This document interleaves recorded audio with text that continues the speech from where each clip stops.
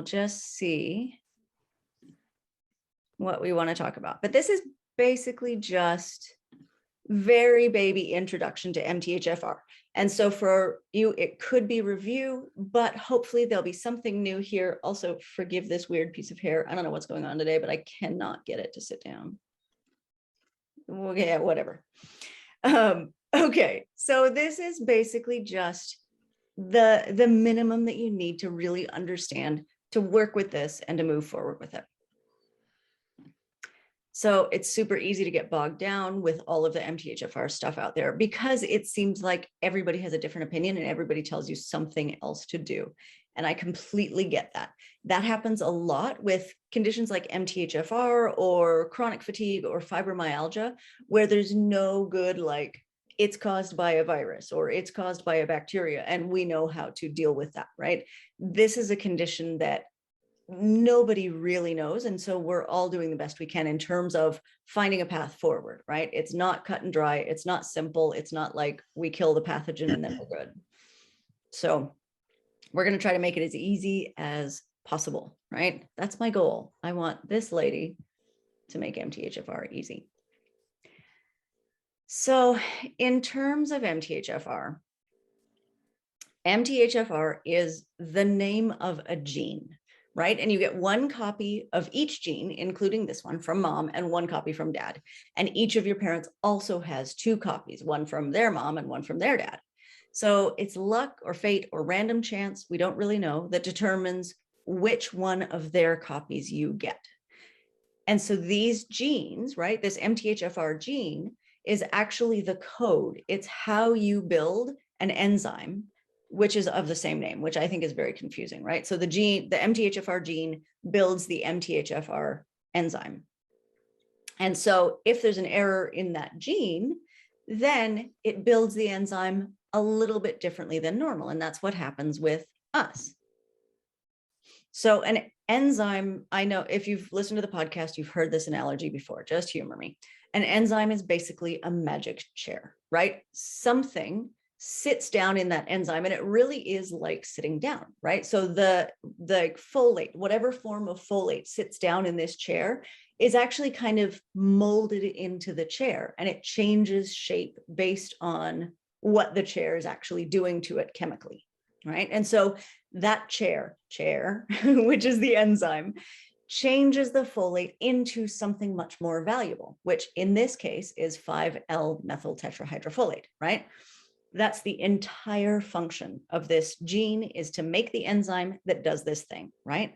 The reason being is that folate doesn't actually do anything in the human body.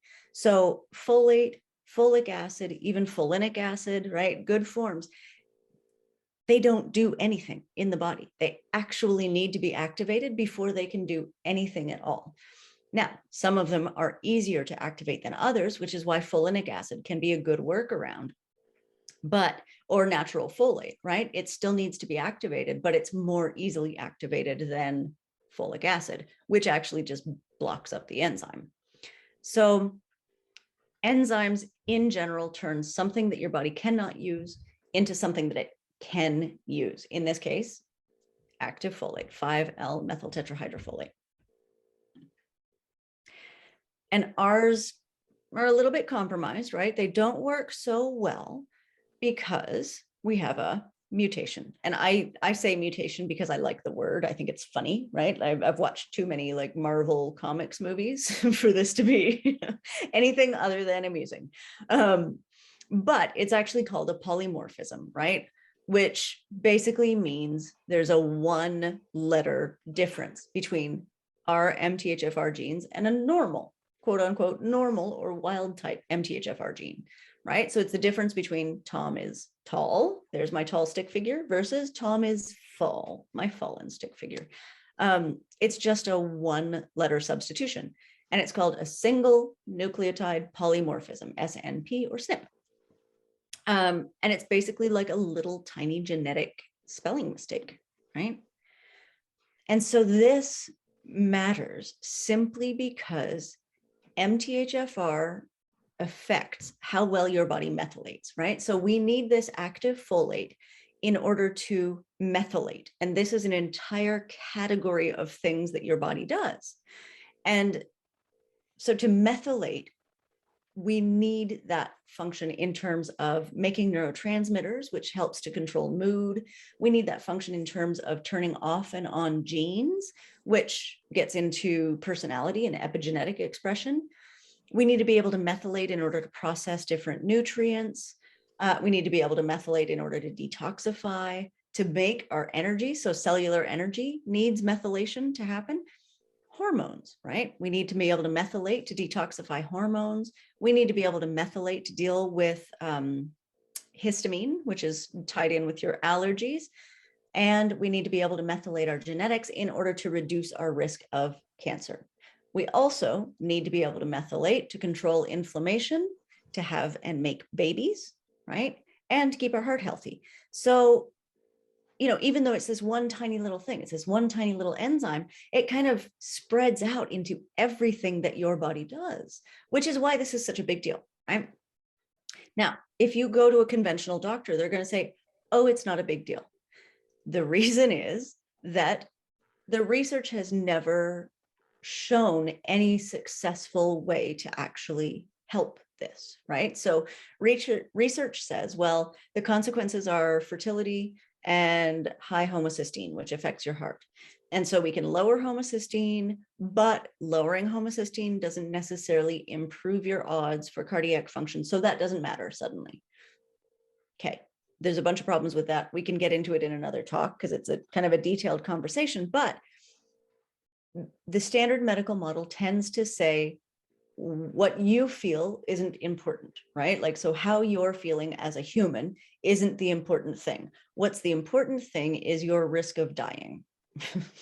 So MTHFR doesn't have a huge impact on your risk of dying, which is great, but it does change very much the way you might feel on a day-to-day basis. It certainly has changed the way I feel, and managing it has been a huge change in the way I feel, which is why I'm doing this in the first place. So all the time I get people asking me which mutation is worse, right? I have C677T, or I have A1298C, or whatever, like what's the bad one? Well, I mean, reasonably speaking, what matters is how many copies you have and how much compromise that leads to, and also your folate status, right? So if you have a minor mutation, one bad copy of A1298C, which is theoretically minor, but you're extremely folate deficient, or you have an excess of folic acid, that could be really serious. If you have a very pronounced mutation, say you're compound heterozygous like I am, but your folate status is really good, right? You eat foods that are high in natural folate, you've been taking your 5-LMTHF, that's actually pretty minor, right? So it's not just the mutation, it's the mutation combined with how well you're actually taking care of yourself.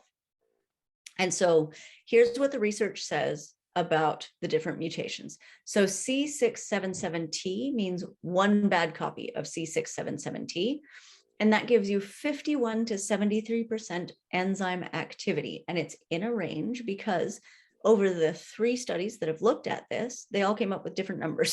So take that with a grain of salt. It's maybe not so super reliable.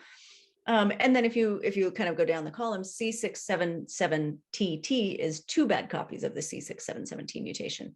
A1298C, 1 bad copy, CC, 2 bad copies, and compound heterozygous is 1 bad copy of each gene. There are other MTHFR genes, but in terms of what we're seeing in the research and also clinically, they don't really do much, right? So they might, put a lump in that magic chair somewhere, but the lump doesn't seem to have as big an impact as these particular lumps do. In my opinion, it's far more important to know and understand your overmethylation versus undermethylation state than it is to really know your particular mutations. Knowing your particular mutations can be useful. Okay, and if we're talking about fertility treatment and that sort of thing, then knowing your particular mutations really matters. But in terms of getting along on a day-to-day basis, right, and helping your life to become better, overmethylation and undermethylation are really more important. And if you're still not sure about that, there is a resource in the MTHFR library. So when you're in the community, if you look on the left-hand side of your screen, there's all these different sections, right? Options. One of them is courses, and one of the courses is free for everybody, and it's called the MTHFR library. And within there, there's a section on understanding your basic state. One of the best ways to look at it, it's a little bit difficult from personality because the personality pictures are actually kind of mirror images of each other, right? Like they're very, very similar, just the focus is different. But the easiest thing I think is actually looking at histamine and allergies, right? So if all of us are sensitive in some way. If you tend to be sensitive in an allergic way, like hay fever in the spring and the runny eyes, runny nose, sneezy, itchy, that type of allergic, then you are an undermethylator. If you tend to be sensitive in a more like, I get a headache this entire season or whatever, I have this stable symptom picture that doesn't like change if I open a window, that's an overmethylation picture. And so this sensitivity to the outside world is something that we all have, right? Like MTHFR folks are just reactive, right? And so that could be seasonal allergies. It could be perceived success. It could be childhood trauma. So there was really interesting research done that showed that people with some genetic tendencies, and MTHFR is one of them, have a longer term effect from childhood trauma than do people who have wild type genetics in those same mutations. And so, you know, even something like childhood trauma, we are more sensitive. We take that internally a lot more deeply, right? And carry it with us. Food, emotions, mold, folate in foods, chemicals, perceived success, right? All of these things can be really reactive triggers for people with MTHFR. And the ways you see reactivity in yourself will really depend on, first off, the health of your methylation, and secondly, your basic state pattern, right? So if you're a high histamine or a low histamine, and then also your lifestyle and the rest of your genome, right? This is one gene out of thousands. So other stuff matters here too. But the goal in working with MTHFR is to boost the health of your methylation pathways so that all of this reactivity decreases, right? We want to become a little less sensitive to the world, a little less porous. And the ways that you're reactive is partially linked to your basic state. So I would encourage you to look at that if it's not something that you're familiar with, or if it's something that you haven't really explored for yourself. And so when we're working with MTHFR, there's kind of a few different areas that this takes, right? MTHFR eating, it's really important. That's actually kind of pivotal, right? This is the cornerstone of health for us. But also MTHFR lifestyle, where we're, you know, doing some toxin avoidance, taking maybe a little bit better care of ourselves and protecting ourselves. And then also gentle detox, right? Detox is something that all of us have to do every day for the rest of our lives. Essentially because with MTHFR, we don't do it so well, right? We accumulate toxins. And so in order to help our bodies to let those go, we've got to really support that process. Whoa, back up. And one of the biggest things that we do have to detox from is folic acid. And that's crazy, right? Because governments around the world have gone to great lengths to put folic acid into our food because it's so vital. And it is so vital. But when we have an MTHFR mutation, the problem is that folic acid actually sits in that chair, that magic chair, and blocks it up so that nothing else can get through, right?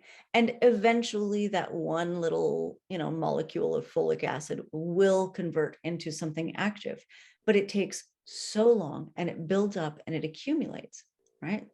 So I do have to have a caveat here. If it's a choice between 0 sources of folate and folic acid, then folic acid is better than nothing. But if you have any other choice, choose something else. And not only choose something else, avoid folic acid if it's at all possible, right? So folic acid is a synthetic form of folate. It's actually a crystalline form. Other forms of folate are very short-lived. So the folate that comes from food, like it degrades very quickly. It does not stay stable. Folic acid stays stable forever. It's like table salt, right? Like it's a crystal, it's just there. But the problem is it's toxic in high doses. And interestingly, there's more and more research coming out that it's toxic for everybody, like not just us. This isn't just an MTHFR thing. It is toxic for everybody in high doses. And nobody really anticipated that we would be getting such high doses. But if you take a multivitamin, then you're getting a chunk.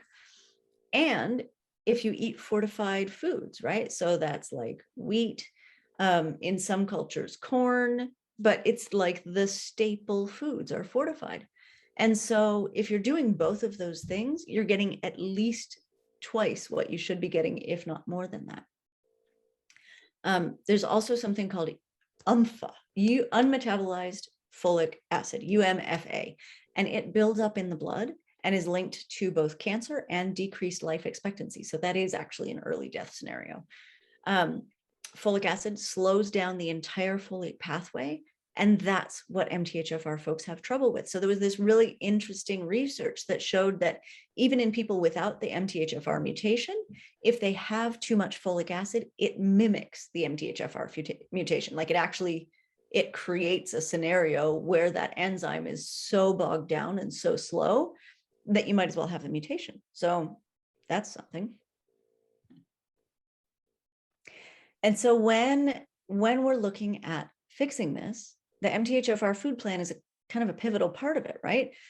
It's simple to talk about, but it's a pretty fundamental shift in how you approach food, right? Because we tend to design most of our meals around carbs, right? Carb foods, and most of those are enriched. Now, since paleo became a big thing and whatever, there's a lot more people on alternative diets, and that's amazing, right? But still, you know, if you're a pretty regular eater and you haven't been doing any extreme dieting or extreme, you know, food plans, then this is a big shift. So avoiding foods fortified with folic acid, which is wheat flour and corn flour, and anything made from wheat flour and corn flour, right? So that's all of your breads, pastas, sweets, pastries, everything, like all of that. And then adding food sources of natural folate as long as you tolerate it well. Avoiding food-based toxins, so that's artificial colors, flavors, sweeteners, food additives in general, and also where you can, avoiding pesticides and herbicides. So trying to look for more organic options. And obviously some of this is very stratified by price, right? And so do what you can. Also balance your protein. So as much as I love the paleo diet for taking out a lot of the grains and getting like the folic acid out of there, it's not great for MTHFR folks to be like meatitarians. It's just a little bit too much. And so when you're looking at adding natural folate, the food sources are like what you think of as really healthy foods, right? Beans, lentils, chickpeas, edamame, but also a lot of the veggies, right? Dark green, like spinach, dark green leafies, broccoli, and the other brassica veggies, avocados, asparagus, Marmite or Vegemite, which is something that in North America isn't used as much maybe as it is in the UK or some of the Commonwealth countries, but it's like a yeast extract that people use as a spread. Things like mangoes, oranges, tropical fruit, lettuce, even sweet corn. That's great. The goal for most people is 400 micrograms per day, and that's not that hard to do. Most people can do it pretty much every day if you're eating homemade, kind of healthier foods.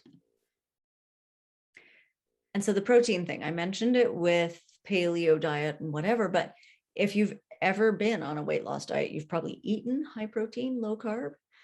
Not bad for weight loss, but it's not right as a long-term diet for MTHFR folks. It's fine for short-term, right? Like it's fine if you're using it for, you know, I've need to lose X amount of weight in 6 weeks. I'm going to really do this thing. That's fine, but it's not a forever diet. So proteins like meat, eggs, nuts, seeds, dairy, and fish are great sources of methionine, which is circled there in pink, right? Methionine comes from dietary protein. And it in turn makes SAMe. But we need a methyl group to make SAMe. And when the methyl group comes off of SAMe, that makes homocysteine. And that's where we get into trouble in terms of heart health, because homocysteine is one of the risk factors for cardiac disease, right? So if your homocysteine level is too high, your doctor will sit down and have a talk with you about it. So homocysteine levels in the blood are directly linked to negative health outcomes, including cardiac disease, Alzheimer's, repeat miscarriages, migraines, etc. Also, some evidence recently that high homocysteine is linked to a worse prognosis with COVID-19. So that's relevant in these times. And I do just want to touch on the fact that it's not all about folate, right? So doesn't matter if you're not like, this diagram is a little bit like dizzying. Don't worry too much about it. But what I do want you to appreciate from it is that all of these important metabolic cycles. So like if you look in the upper left-hand corner, the tetrahydrobiopterin cycle, that's where your neurotransmitters come from. This methionine cycle is where that homocysteine gets recycled, also where your genes get methylated, and where you make things like glutathione and cellular energy, right? So cellular energy comes off the bottom of that, also nitric oxide. So, I mean, we're looking at a lot of really important functions here. Energy, nitric oxide, which is like circulation and vasodilation, glutathione, which is your master antioxidant, neurotransmitters, which is all your mood, anxiety, depression, all of that, right? So this all matters. But you will notice that every color of the rainbow is on here because all of the B vitamins are absolutely necessary, right? And so when you're looking at this, it's not like you can take, methylfolate and you're done. You've got to get the other Bs in there. You've got to really have a very balanced look at your nutrition. There is no one magic bullet. And so with the Bs, I always try to have people take them together, right? They do not function as independently in almost anything. So we might as well take them as a group. It's the only vitamin that's like a group of different vitamins with the same letter, right? Vitamin A is vitamin A.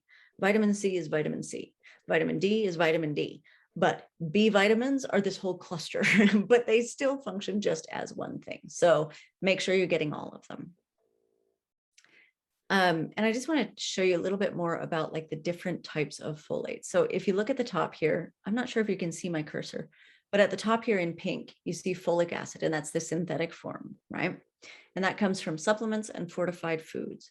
And it has to go through this DHFR slow enzyme, and it is genuinely slow. And so that kind of blocks up the works even before you get to the MTHFR enzyme. And then in the MTHFR enzyme, it just sits in that chair for ages and doesn't move. So folic acid is really like the worst choice.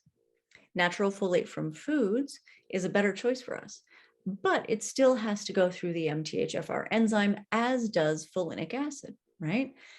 Those are still good options. They're not like folic acid. They don't have that like unmetabolized folic acid toxic buildup. And they don't have to go through DHFR slow, but they do still have to go through MTHFR. And so they're still a little bit of a challenge for us.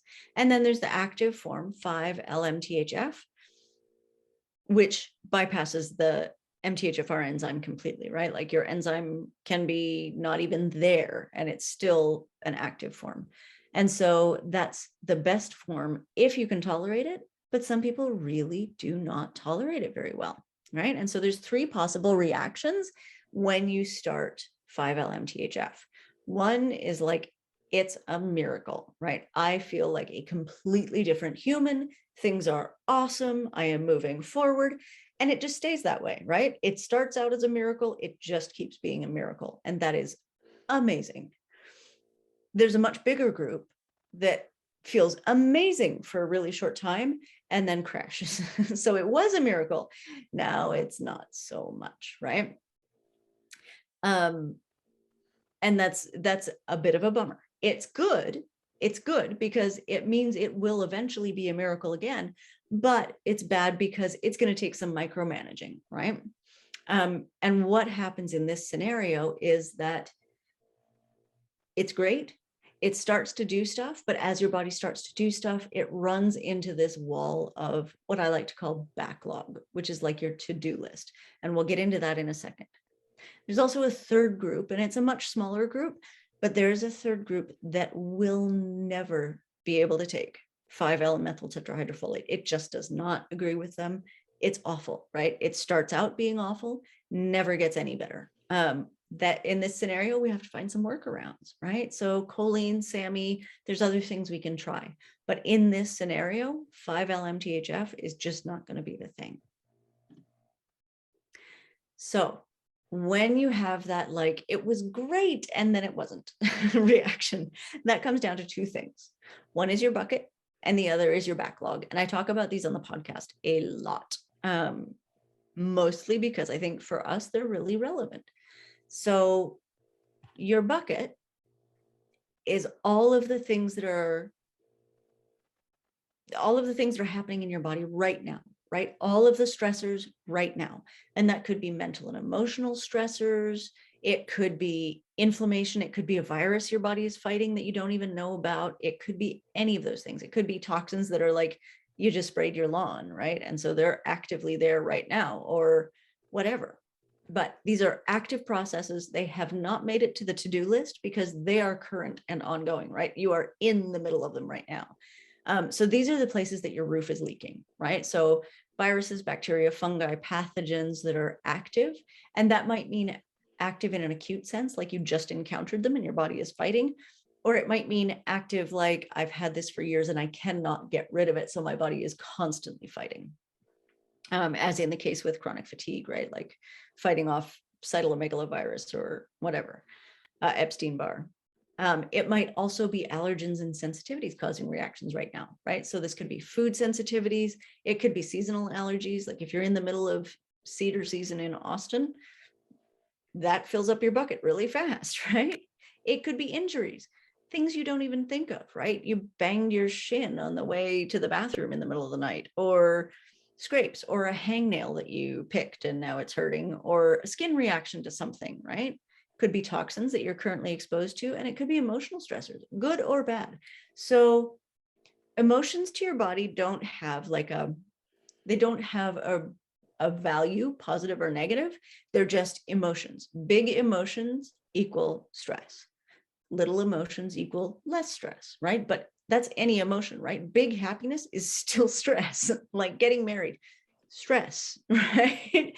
It's happy, but it's stress for your body. Likewise, getting divorced, it's sad, still stress for your body. These things are about equivalent. So yeah, our bodies don't have the same sort of like positive and negative stamp on emotional reactions as our brains do. And of course, some of them feel better than others, but at the end of the day, your body perceives them all as stress. So that's what's in your bucket right now. That's active stuff your body's working on. Your backlog is stuff that your body wasn't able to work on at the time that it came up. So your body just put it into storage, right? It's like, okay, can't deal with that right now. It goes over here, right? Like I'm not doing it. I don't have the resources right now. It can wait. So backlog is unfinished business. It's unfinished processes. It's errors and mistakes that your body made. It's badly healed damage. And every human has backlog, right? This is not just an MTHFR thing, but with MTHFR, we have the potential to have more built up. So this is your body's to-do list, right? And your incredible body is always working to heal at every moment, right? Always. So it's part of that is trying to cross items off the to-do list when they come up. So knowing what's in your bucket, which is the stuff that's coming in right now, can be really, really helpful in terms of managing more difficult times, right? So for diet, definitely, we all go through times when our diet is better and times when our diet is worse. When your diet is worse, that adds to your bucket. Also, when you're eating foods that you're intolerant to, genetic issues fill up your bucket, unfortunately. Chronic illnesses fill up your bucket. Emotional stressors, nutritional stressors, or nutritional deficiencies fill up your bucket. So say you haven't eaten your fruit in a while, right? You're deficient on vitamin C. That matters, right? There's things that your body can't do because of that. That fills up your bucket. Sleep deficit. So if you're not sleeping very well, that actually fills up your bucket, right? That is a problem that your body is actively trying to deal with. exercise and repair. So, you know, I've worked with a lot of endurance or high level athletes, right? And in that category, athletes tend to think of themselves as extremely healthy, right? I am healthy. I am an athlete. But that level of athletic activity is actually a huge stressor for their body, right? So we really have to do a lot of extra care in order to manage the toll that takes. Now, not doing any exercise, also a stressor, right? So this is one of those situations where you don't want to be on this end and you don't want to be on this end. You want to be kind of somewhere comfortably in the middle. And then allergies, right? If it's allergy season, that's going to add more to your bucket than if it's not, right? And toxins. Again, toxins really matter. And this is whatever's in your environment right now, but also what's stored. And so it can get kind of overwhelming when you're thinking about this backlog and bucket idea, right? In terms of backlog, this is the long-term stuff we need to do to take care of ourselves. Balance your methylation. That means finding the right dose of 5L-methyl tetrahydrofolate and B vitamins for your body, right? Long-term. And that dose will change over time. It will definitely change over time. It always does. But following it and learning how to follow it and how to read what your body needs is crucial on this journey. Also, stick with the MTHFR lifestyle, right? Use clean products where you can. Try to limit your toxin exposure. Take better care of your body, right? Avoid toxins, gentle detox pretty regularly, eat good food, hydrate, get your sleep, gentle exercise. And I know nobody wants to hear any of that, right? Like, it's so not sexy to be like, okay, well, you need to take care of yourself. but it's actually the biggest thing, right? That is the biggest thing. And then in terms of your bucket, that's what's happening right now, right? So I think the most important thing is actually getting an awareness of your bucket on a day-to-day basis, right? Like, so right now, my bucket is pretty full. It can't tolerate a whole lot of other things. And knowing where you are in your bucket helps you to kind of determine what sort of self-care you need or how careful you need to be with other things. So definitely getting food sensitivities out of your bucket makes a huge, huge difference. Mental, emotional, and physical stressors, right? Just have an awareness of what sort of stress you're actually under and take care of yourself appropriately, right? Toxins in your home, junk food, processed food, highly refined food, and then balancing your methylation in the short term, right? So there's this long-term process, but there's also the short term, like, what do I need today? And then look to your own red flags and symptoms, right? So I'm always talking about symptom tracking, but it really matters knowing what your red flags are when your body's struggling a little bit, right? And so for me, when my bucket starts to fill up, I get more achy. That's always been my, red flag symptom. I get more sinusy, and not really like stuffy necessarily, but like sinus inflammation, more tired, and also mood changes, right? And so things like that, for me, when I start to see those symptoms, I know I need to back off, right? I know I need to take a step back, de-stress a little bit, take better care of myself, focus more on the things that are going to get me through that time, because the alternative to that is filling my bucket completely, overflowing into major symptoms, and kind of having a crash, right? And we don't want to do that. So it's important to remember to kind of manage your self-care appropriately and always to kind of have this awareness of where your body is right now. But the other thing, when we're talking about MTHFR, it's really easy to get into this negative loop of like, oh my gosh, this is all bad. And I need to do this extra stuff because my body has a problem and blah, blah, blah, blah, blah. Well, so maybe, yeah, that's a little bit true, but it's also true that MTHFR has been giving you gifts your whole life, right?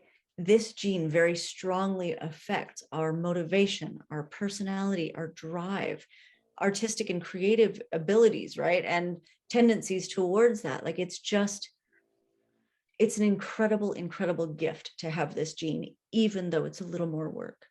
And balancing your methylation doesn't change who you are. It just unlocks the best of you, right? It allows you to live up to who you can be. So MTHFR traits, drive and passion. This is common to both sides of the basic state coin. The directions are different, but the fire is the same. We are very driven, very passionate people. Amazing, right? Those are the people that get things done. Those are the people that change the world. Sensitivity. It's easy to forget what a gift sensitivity can be because it comes with some of that openness to the outside world, that ability to react to things in your environment and whatever. But to be sensitive is to be open to the world and aware of what's around you and able to actually engage with those things, right? Interact with those things and perceive those things in a way that other people don't necessarily. And that's a gift too. It can be a difficult one, but it's a gift. Also an active mind. Folks with MTHFR have highly active intellects. So no matter what your interests are, amazing things can come out of your mind. That's pretty remarkable, right? Like we are gifted in that. And creativity, whether you're an over or under methylator, creativity is a huge part of this picture. And so it's really easy to say, oh, MTHFR, like I've got this problem and blah, blah, blah. But always, always remember the gifts that it's bringing you, right? Because this is making you who you are. This is actually making you the person that you've been your whole life. And that's remarkable. And so if we can unlock those gifts and really focus on that part, I think that matters, right? Like, I think that's what we need to actually work on, not necessarily the, oh my gosh, I need to micromanage my health every day, right? It's more the, I need to do this so that I can be the best version of me, right? But I guess it's all perception. So does anybody have questions, thoughts? That was kind of a lot. I have a ton of questions. Hit me with it. Oh, can you hear me? Yep. Okay. I know you can't see me. So I have this, I have a hard time trying to figure out if I'm an under or an over methylator. Okay. Simply because I feel like I've had two different like lives, like the one before I learned about MTHFR, where I didn't have any motivation at all. I had all sorts of food sensitivities, seasonal allergies, that kind of thing. And then the one after. Does that make sense? So, totally. So with those questions, I'm like, well, I mean, I had things before, but now I feel, okay. So do you have any thoughts on that? So the one before is probably more indicative of your basic state. Like basically it's the more extreme version of your basic state. So right now you're in the healthier part, but when you were in the unhealthier part, it's a lot more vivid, right? It's easier to spot. Yes. Okay. Now, that being said, with my before, learning about this, I had a alcohol detox seizure. Ouch. So I'm not going to lie, there's a little fear involved about, picking up a glass of wine, type of thing. So for 13 years, I haven't had anything. What are your thoughts on that? Is that something that, is safe? Can I, so I mean, what happened? Yeah, sorry, go ahead. Tell me more. Well, my sister has quote unquote epilepsy. So then when I had my seizure, the doctor was like, oh, this is a family thing. We're going to put you right on the medication, that kind of thing. Well, I lived on the medication for 13 years, and over COVID, I just decided, I wanted to get off of it. Mm-hmm. And now I'm off of it and I feel great. But it was kind of like in the back of my head, oh, okay, this is my safety net, type of thing. When actuality, wasn't it, I believe it had everything to do with the MTHFR gene. Right. Right. So can you give me your thoughts on that? Or? Well, I mean, any sort of a seizure that's induced by a toxin in a situation like that, right? It mm-hmm. indicates a natural sensitivity to that toxin, or just a boatload of it, right? Like a boatload of the toxin. Right. That could have been the issue too. But I do think that if you have been in that position, your body's probably going to be more sensitive moving forward. and it will Okay. cut you off more quickly. Like, certainly the people that I've encountered who have had, events where they've had a large exposure to any toxin, right? So whether it's alcohol, whether it's, I had one client who, his business was in reupholstering car interiors. And so it was Okay. all like PVC and all of these really weird adhesives and things like that. And he was working on a car interior in Austin in the summer. And he couldn't be in the garage for whatever reason. So it was like in the sun, with the sun basically baking all of that, whatever it was. Anyway, he had a very similar episode, right, in response to exposure. And after that, his tolerance towards those chemicals was always much lower. Like, he really had to be more careful about keeping the area more ventilated and wearing a respirator and that Okay. sort of thing, because smaller exposures would trigger the same problem. Oh, okay. So I can't necessarily, like, a lot of this depends on what your health state was then versus now, and what really the dosage was. But I would say your body will be more sensitive moving forward. So just take that into account. And I don't think that means that if you have, like half a glass of wine, you're going to have a seizure. Okay. But I do think it probably means that your body will never tolerate any kind of a large dose, right? Like, your body will freak out well before an average body would, because it's already been there. Oh, okay. Okay. Does that make sense? Yeah. So so that's why, after I had the seizure, and, I kind of went the, natural kind of way of healing. The person I was working with then was like, you need the methylfolate, and, do all these things, never go off of it, yada, yada, yada. So now I'm like, okay, I need the methylfolate, like, is there any other things that would help besides the methylfolate, or, I mean, neurologically? I think you're doing it already, right? Like, you're getting a good background of the Okay. other B vitamins, and you've been taking care of your body in a different way, right? Like, Yes. I Yeah. mean, those are the biggest changes, and those are the changes that add up over time. I think it's Okay. less about a pill you're going to take and more about how you're caring for your body. Okay. Now, is the goal to increase more and more methylfolate, or decrease methylfolate and increase natural folate? Yeah, so that's a really good question. So in an ideal world, everybody would get to a point where they have a high natural folate in their diet, Okay. and they chase their methylfolate dose up and up and up and up and up until the backlog is mostly dealt with, and then come down to a lower resting dose. And usually what happens is you chase your methylfolate dose up, up, up, up, up. And then your body, when it reaches this point, there's actually like your need drops significantly. And so your body starts having symptoms of too high a dose, even at the dose that you've been taking for a while, right? So I hit this point after about, I don't know, I would say 3 years really of knowing that I had MTHFR issues, but I was actually taking a vitamin with methylfolate in it well before that. But it was 3 years of really chasing the dose upwards. Okay. And I was chasing the dose upwards and doing a ton of detox work and just really like taking care of my body. And I had been taking this, I got to about 3,000 milligram dose eventually. And that was the highest I was ever able to take. Like, it's, there's people who take, 15 grams, so my dose was never that high. Okay.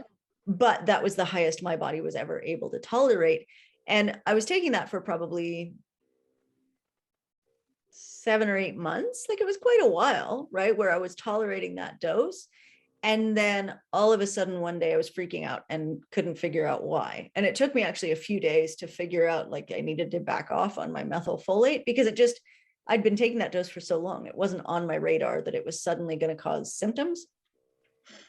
But when I went back and looked at it, I really think that was the point where my body was like, okay, no, backlog is mostly handled, right? Like, there's still stuff in there, but we can keep up with it on a day-to-day basis. It's not like this giant mountain that we're trying to deal with. And so since that point, I can take maybe somewhere between 1,000 and 1,500 micrograms in a day.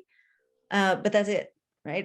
If I go higher than that, it's too much. So, I mean, the short answer is listen to your body and take the highest dose that you'll tolerate, but keep in mind that that dose may change suddenly, right? And so always have it in the back of your mind that at some point you're probably going to need to decrease. Okay, so the amount of 1,700 that was in my prenatal, and then the amount that's in the active B that you suggested isn't going to be too much. I don't know, but I suspect you probably need a little bit more than what you're getting right now. I see. So in order to, so what's happening then in my body if I'm having the food sensitivities? Is it working? Is it just because I'm adding that folate in, the extra folate? You know what I mean? Amping up the folate in my. I mean, I guess I'm trying to wrap my head around why I need to increase it if I'm having the stomach, issues. Yeah. So you said you were having the stomach issues before, and I might not be understanding this correctly, but you were having the stomach issues before. They got better when you increased your dose of folate, right? And then the active B, and then I had my B's were way too high. Okay. So I went off of both of them and lowered, I just went to like a regular prenatal supplement type of thing.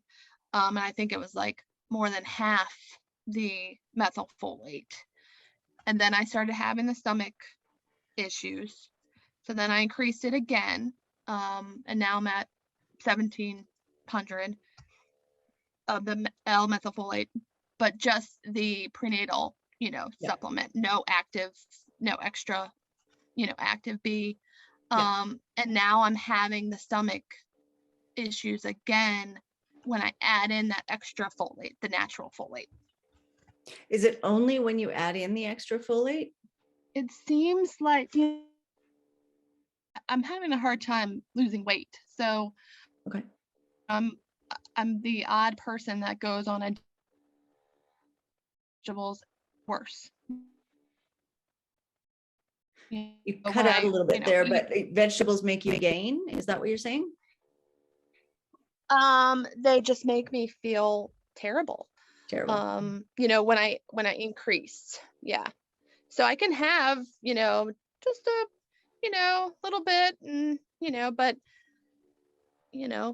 I just with, trying to lose weight, I'm like, oh, well, let me eat more vegetables and let me do, broccoli and that kind of thing. And then I tend to feel worse. Yeah. I get that. I think it is maybe not the folate in the vegetables that's causing the issue. I think it's maybe something else. Someone in the chain of communication, I can't remember who it was, but someone had suggested that maybe it was a cooking issue. Like sometimes, more cooked vegetables are a little bit easier to digest. Okay.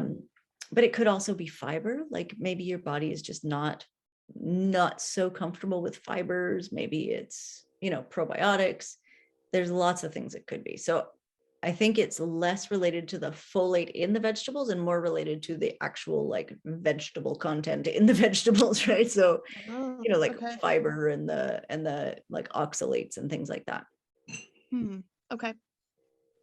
I mean, it's definitely immediate, before when I increased that L-methylfolate before my other vitamin, my stomach problems went away.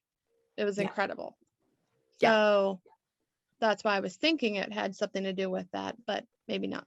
Well, I'm hoping when you add back in the active Bs that it'll help the stomach problems to go away again, right? Like, hopefully, fingers crossed. Okay. So,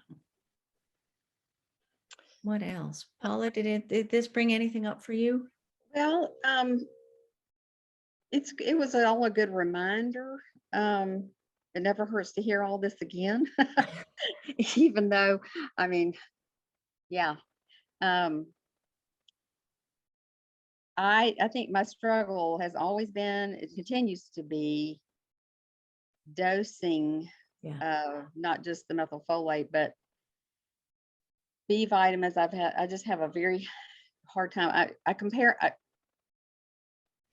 in contrast to my inability to really read my body and listen to my body and what it's telling me.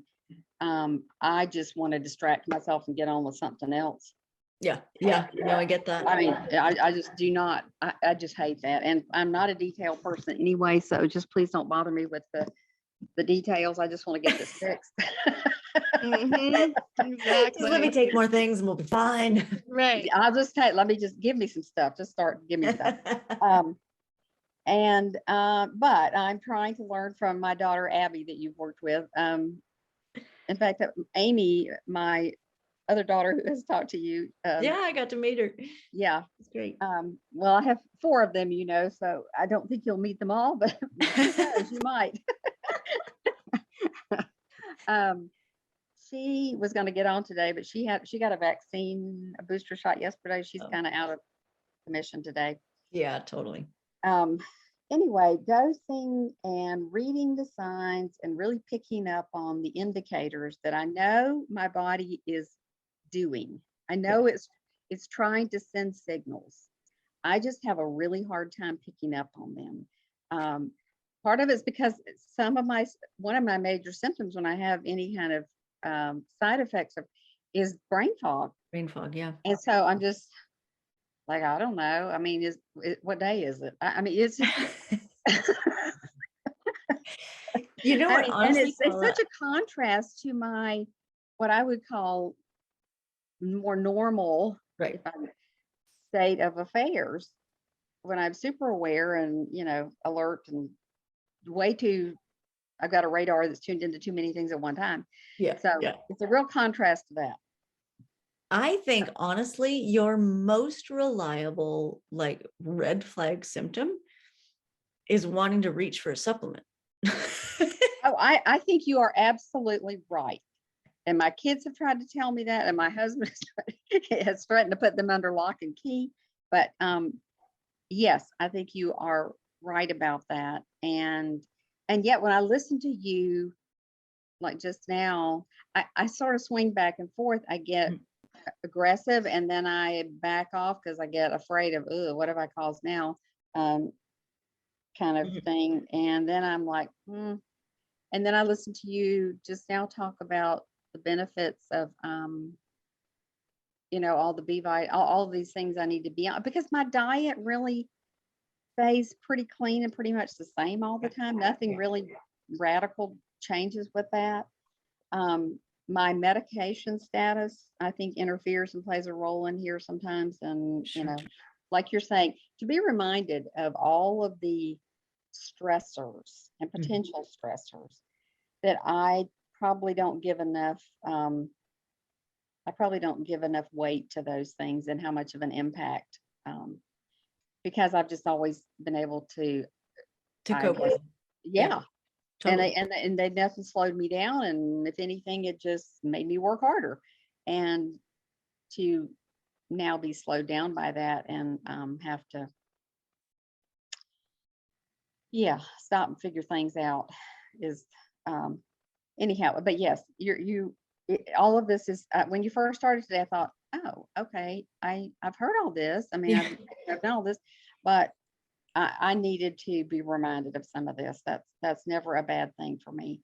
I guess I'm kind of, I don't know, hard-headed. I don't really even want to face. I just turned 65 last month, and I'm like, congratulations. No. I mean, I don't mind being 65. That's fine, but I just don't think of myself as a 65-year-old or the way I used to picture a 65-year-old. I think.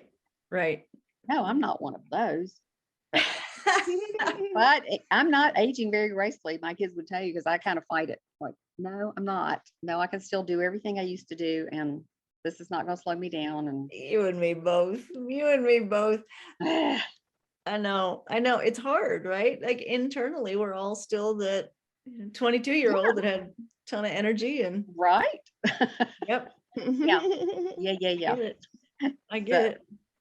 So are you, I don't know if this is the time or if you want it, are you going, in terms of the format and how you're moving forward with the genetic rock stars or any of the things that you're doing in that community, are you, after, like when the new year starts, will it still continue to be basically the same kind of thing? Or I think we're going to change it up. Some of the feedback was really valuable in terms of, like what's working for people and what just isn't, right? What's too much or too time intensive or whatever.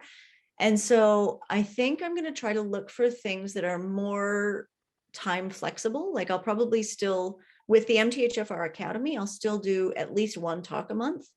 And we'll probably have one Q&A a month, but I'll do a little bit more that's like, personal check-in, like how are you actually doing, right? Like let's check in over email, tell me what's going on, see how you are, because some of the biggest complaints I was having was that it's too much, like there's just too many videos, too much time, too many things that I feel guilty for missing, too much this, too much that, Yeah. And then also that it's not the easiest format for people to ask their own specific questions. And so, because sometimes people aren't comfortable with the Q&As, it's not necessarily stuff they want to ask in a crowd, or they can't attend, or, whatever. So I think we'll change some of that around a little bit so that it's a bit more user-friendly, and then see how that goes, right? Give it a few months and see how everybody's doing and see if it's what people like. Because, at this point, I'm trying, it's all new, so. Well, it is, I applaud that you've even made this attempt and that you're trying to, I think about 6 years ago or so when I first found out about MTHFR and couldn't find any information. Right, about it. Exactly. Oh no, I'm very thankful for you. Oh, thank you guys. Yeah, it's, it's just, at this point, I feel like I'm trying to figure out what is actually beneficial for people and what is just me doing stuff to do stuff. So yes. And you're still doing private appointments, right? I am. Okay. Yeah. Okay. Now, is that something that I can talk to you, Amy, about? For sure. Maybe fertility, yes. Base. Okay. Would that be, something real specific? I've been through every fertility appointment and that kind of thing, and everybody's like, oh yeah, MTHFR, whatever, we don't care, that kind of thing, for 13 years. Oh my gosh. So yeah. So now I'm feeling like, I can actually carry a child. Because before I now I'm like, people actually feel, like I feel good, and I don't think anybody really knew how terrible I actually felt before,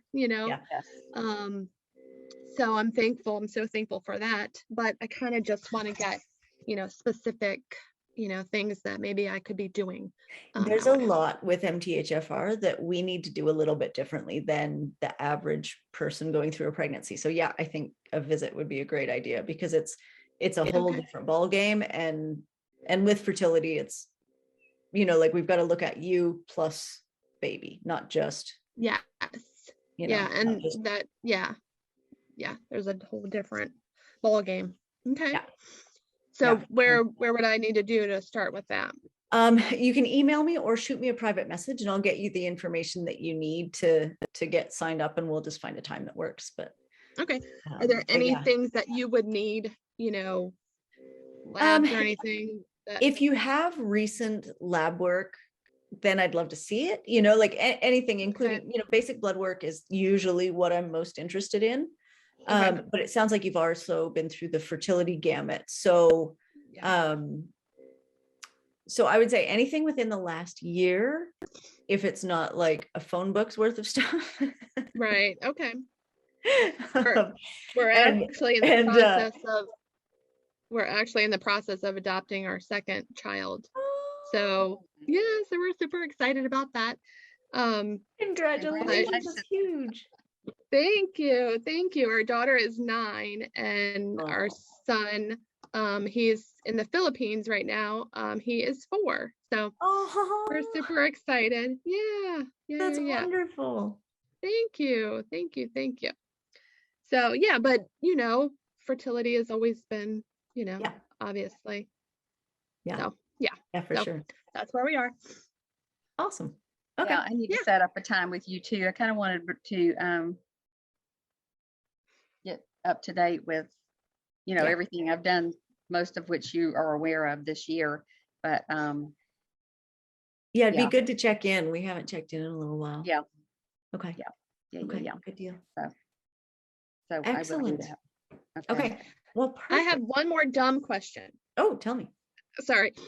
So you say corn flour, okay? Like when I eat Tostito chips, is that like, that's ground up corn, but is that fortified?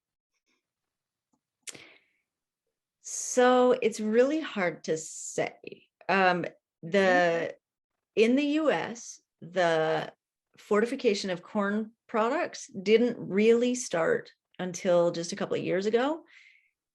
And I think the wording is a little bit more vague. So with wheat, it's like every wheat that isn't organic is fortified.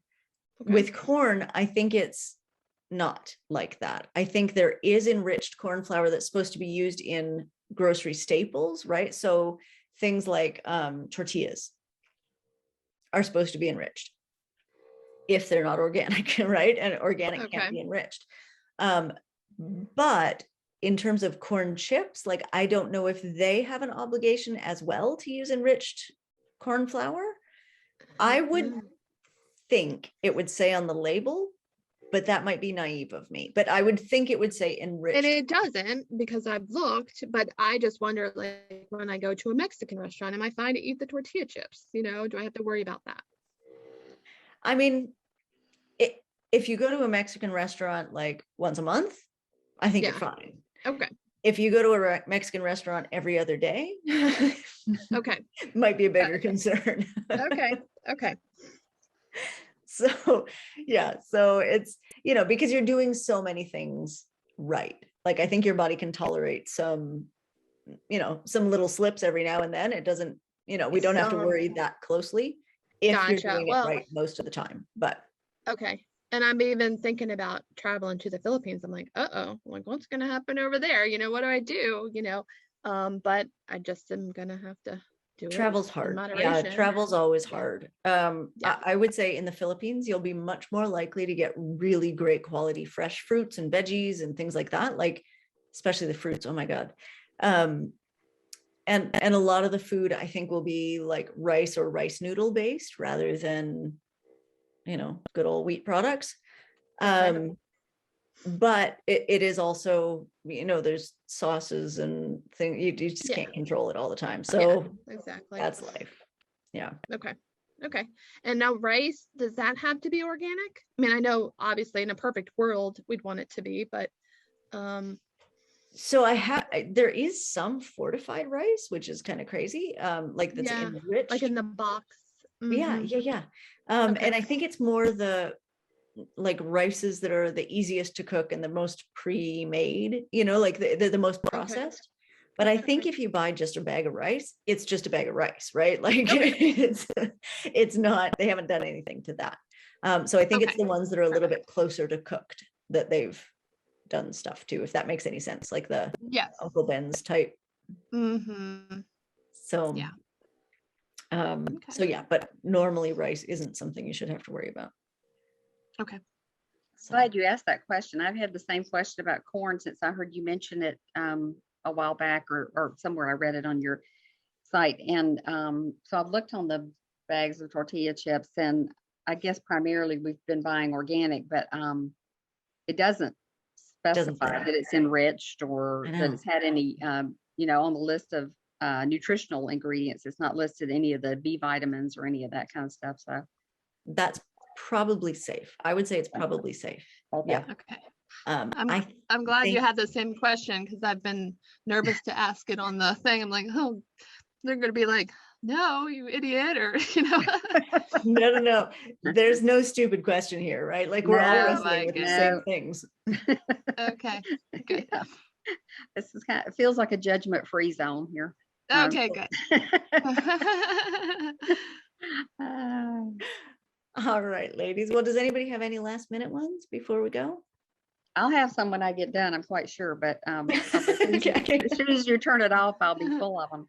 But sometimes I would be better off if I just prepared questions ahead of time, but I wasn't totally sure what this was about today. Yeah. So Yeah.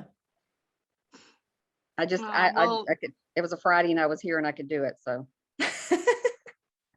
I jumped in. Well, I'm glad you did. I'm glad you Yeah, me did. too. Well, thank you, Amy. I appreciate you so much. I just want to give you a hug. And I Oh, enjoy, thank you. I I'd love a hug. enjoy, Yes. I enjoy Thank you. listening to every podcast that you make Oh, I'm because you're so just funny glad. too. That Yeah. makes me really happy. Well, good. Okay. I would love a hug. So virtual hug here. That's right. Okay, ladies. Okay. Well, thank you for being here. And Okay. I'll see you soon. All right. Thank you. Bye. Thank you. Okay. Bye. Bye.